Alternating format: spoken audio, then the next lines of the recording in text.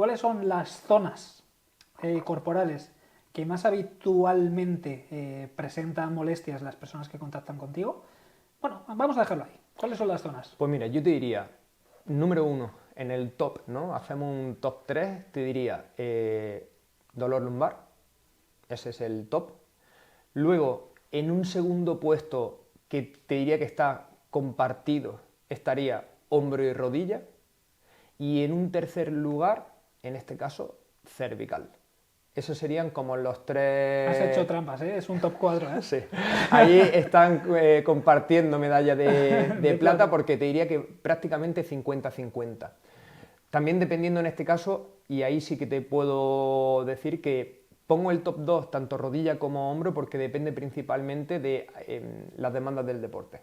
¿Vale? Si son deportes, por ejemplo, de lanzamiento, de striking y demás, o si son, por ejemplo, deportes donde la extremidad inferior es como la principal, ¿no? Por ejemplo, tengo muchos pacientes con dolor crónico de rodilla que son corredores. Claro, ahí tiene mucha más relevancia.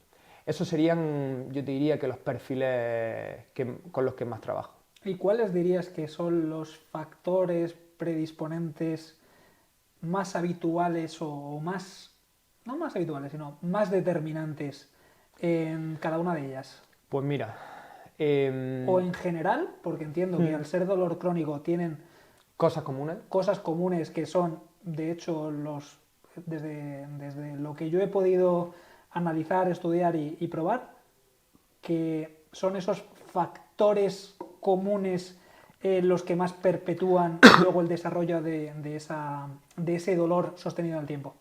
Pues mira, yo te diría por un lado que uno de los factores que es más relevante y que prácticamente es transversal a todos los casos es que suelen presentar altos niveles de catastrofismo. Las creencias. Claro, obviamente también derivado de su propia evolución. Tengamos en cuenta que esta gente empieza normalmente a tener dolor asociado a ciertas actividades o ciertos momentos, pero poco a poco ese dolor que solía irse empieza a quedarse durante más tiempo. Empieza poco a poco a ser más incapacitante. Los tratamientos que antes servían dejan de servir. Y claro, ¿la consecuencia cuál es? Pues que ven su futuro muy negro. De ahí esos niveles de catastrofismo tan altos, ¿no? Entonces, eso suele ser uno de los factores comunes. Y puede también derivado de muchas opiniones de otros clínicos de diferentes estamentos o del propio estamento que han lanzado o han vertido mensajes de ojo, cuidado, esto tiene una difícil solución, posiblemente tengas que pasar por el quirófano. Totalmente.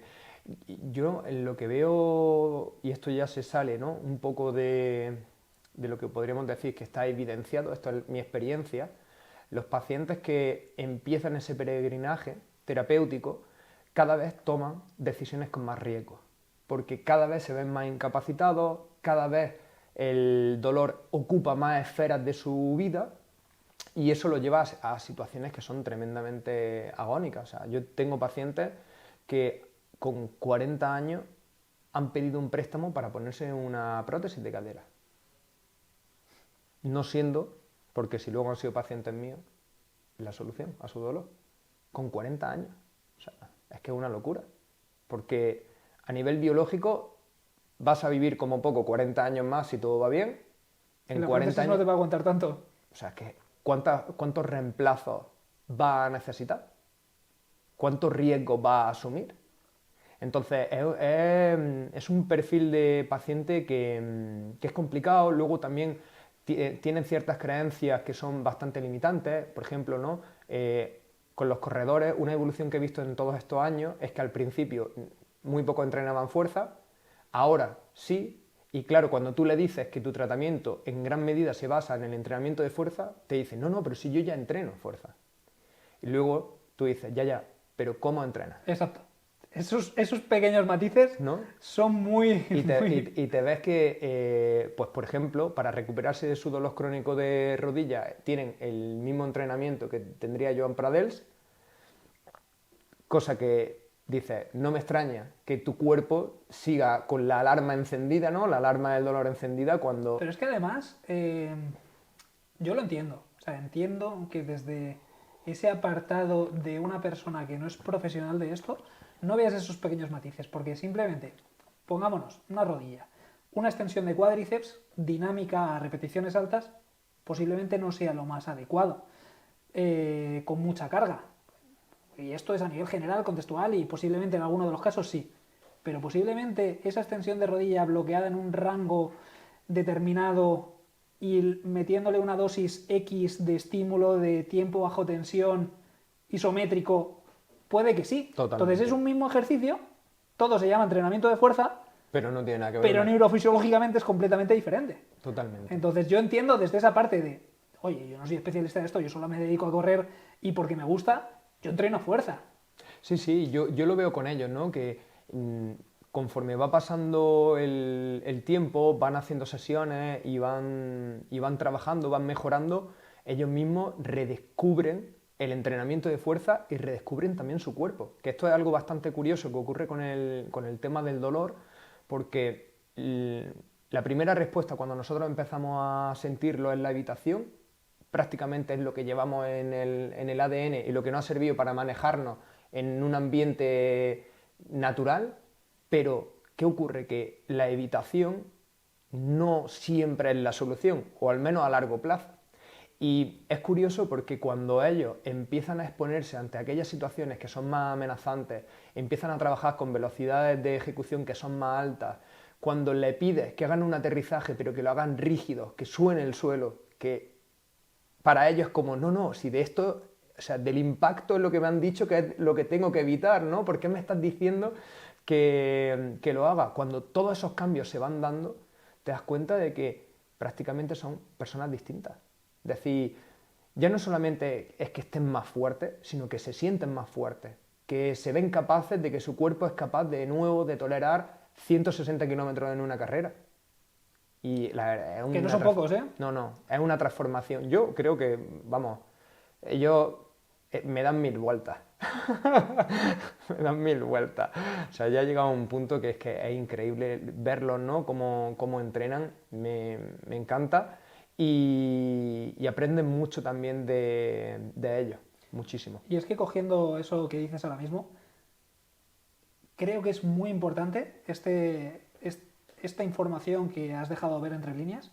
Es que una recuperación, tal como yo la entiendo, no se basa solamente en te he quitado este problema y ya está, sino en que esa persona tome conciencia de que puede hacer las cosas de una forma natural y sin ningún tipo de riesgo asociado o con esa sensación de que le va a poder pasar algo cuando se ponga otra vez o se exponga a esa actividad. Y es hasta ese punto hasta el que, pese a que a nivel mecánico, a nivel metabólico, hayas llegado a todos los marcadores que tú entiendas, si esa persona en ese apartado cognitivo se siente todavía que no está totalmente recuperado, es que no está totalmente recuperado. 100%. Yo siempre hablo, ¿no? De que las lesiones y el dolor no tienen nada de positivo, por más que haya esa corriente, ¿no? Mr. Wonderful, de intentar verle el punto a todo, pero ojo, porque sí que pueden ser tremendamente constructivos. Yo tengo un paciente, en este caso, ¿no? Que muchas veces cuando doy formaciones le pido que se venga porque fue de los primeros que, por ejemplo, hizo un manejo 100% conservador después de una rotura completa de ligamento cruzado anterior, y él, que es un crack, empieza las charlas diciendo que, bueno, yo vengo aquí a hablaros de la lesión de rodilla que cambió mi cabeza. O sea, cambió por completo su forma de entender las cosas. Dejó de tomar alcohol, empezó a preocuparse por su sueño, se dio cuenta de la importancia del descanso si quería continuar jugando al fútbol 3 veces en semana, compaginándolo con trabajo, niños, y de la importancia de un entrenamiento, en este caso, que esté bien orientado hacia esa demanda. Y todo empezó por una lesión de rodilla, pero que tuvo consecuencias que fueron transversales a su vida. Que además ahora acabas de decir, al hilo un poco de la pregunta que hemos formulado hace ya unas cuantas frases, de cuáles son los factores que pueden ser predisponentes para, creo que ahora a través de este paciente has hecho un resumen buenísimo de muchos de estos factores que solamente atendiendo a cuando te llegan consulta y hacerle los test de valoración X, no puedes llegar a ese nivel de profundidad, y si no hay un cambio dentro de cada uno de estos factores que has comentado,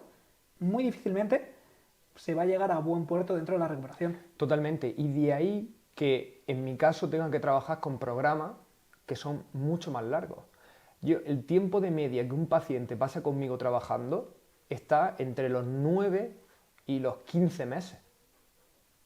Claro, es tiempo donde hacemos muchos cambios. Cambios que van, por supuesto, asociados al ejercicio físico, pero son cambios que están relacionados con cómo se autopercibe el paciente, creencias limitantes que pueda tener con respecto a ciertos ámbitos de la salud. O sea, son cambios que son muy potentes, que por supuesto requieren mucho esfuerzo por su parte, de ahí que no sea un tratamiento tremendamente popular, pero que está claro que cuando el paciente trabaja sobre ello hay una transformación que es espectacular.